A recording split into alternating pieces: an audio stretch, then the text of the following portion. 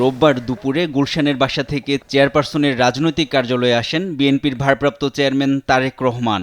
১/১১-র পর চিকিৎসার জন্য বিদেশে নির্বাসনে থাকায় গুলশান কার্যালয়ে এটাই তার প্রথমবারের মতো আসা। সেখানে চেয়ারপারসন খালেদা জিয়ার পাশের এক কক্ষে বসেন তিনি।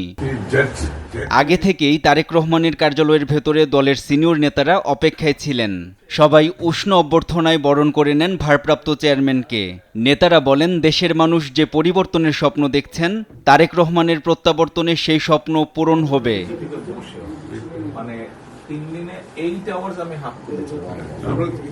তারেক রহমানের নেতৃত্বেই নেতাকর্মীরা উজ্জীবিত।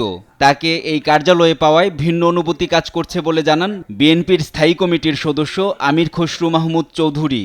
বলেন, তিনি ঢাকার বাইরেও যাবেন জনগণের কাছে। এখন তো বেশিরভাগ সময় ওনাকে কাটাতে হবে বাংলাদেশের প্রত্যন্ত অঞ্চলে, বিভিন্ন জায়গায় ওনাকে যেতে হবে। তো নির্বাচনী কার্যক্রম শুরু হয়ে যাচ্ছে, তো সুতরাং উনি অফিসে যে হয়তো বেশি সময় বাইরে দিতে হবে, জনগণের কাছে যেতে হবে। যে জনগণকে উনি বাইরে থেকে এতদিন অ্যাড্রেস করেছেন, যে জনগণের সাথে সম্পৃক্ত ছিলেন, সেটা উনি এখন ফিজিক্যালি সেই জনগণের কাছে যাচ্ছেন। সেটা উনি আসার পরে তো সে অনুভূতি বাংলাদেশের জনগণ সেটা প্রমাণ করেছেন। তারেক রহমান জনপ্রত্যাশা পূরণে মানুষের কাছে দেশ গড়ার বার্তা তুলে ধরবেন বলেও জানান খসরু। এনআই নাহিদ, দেশ টিভি, ঢাকা।